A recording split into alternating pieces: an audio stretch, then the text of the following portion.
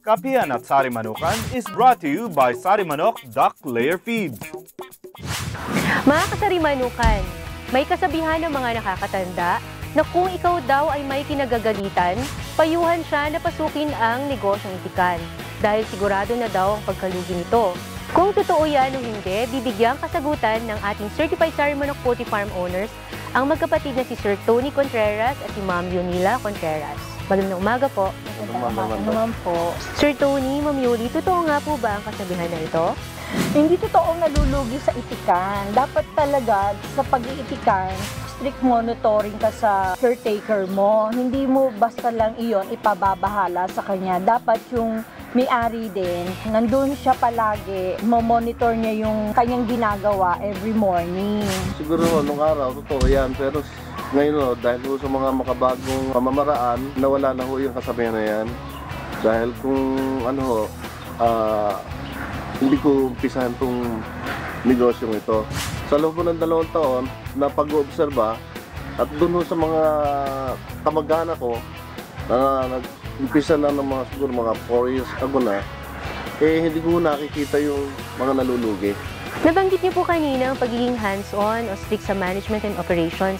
Sa paano pong paraan applicable po ito sa inyo? Sa simula pa lang sa pagdating ng mga itik dito sa aming kulungan, dapat strict ka talaga sa nag-aalaga ng mga itik. Halimbawa, sa umaga, titingnan mo talaga yung mga painuman nila kung malinis ba yung tubigan nila, wala ba lumot, yung mga laway, kasi iyang mga iyan na nakakapagpababa ng kanilang ng egg production. Ngayon, mahalaga din titingnan nyo ang kanilang mga pakainan. Titingnan nyo kung marami pa ba silang kakainin o kasya ba to sa buong maghapon nilang pagkain. Sa una-una pa lang, dapat yung mga napili yung mga itik, yung ikakarga nyo sa mga itikan, dapat yung mga itik, siguradong mga dumalaga to. Kung hindi, malulugi kayo. Kasi minsan nasasamahan to ng matatandang itik. Sa pagpili ng mga itik, dapat magsasama kayo ng classifier. Yung classifier na yun, isang tao na marunong tumingin ng matatanda o dumalaga na yung itik.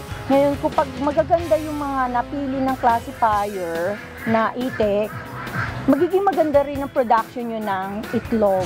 Yung matandang itik, kapag ito nakapag-alaga ka at naihalo ito sa iyong mga alagain, mangingitlog lang ng 1 buwan, pagkatapos ay hihinto na, kukonsumo ito ng kanyang pagkain. Ngayon, kung bata naman, pakakainin mo ito ng pakakainin ng mga ilang buwan nang hindi nangingitlog. So, malaki ang pagkalugi pag ito ang nahalo.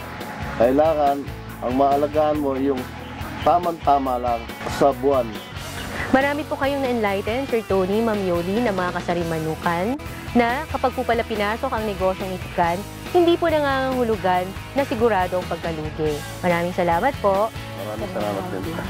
Sa pag-itikan o anumang negosyong manukan, panatilihing bukas ang isipan. Maaari pong mag-explore through simple observations or experiment. Mag-aral at matuto at maging strict sa monitoring every step of the process. Dokpe po para sa Kapihan at Sari Manukan, Agri-TV, hayop ang galing. Kapihan at Sari Manukan was brought to you by Sari Manok Duck Layer Feeds.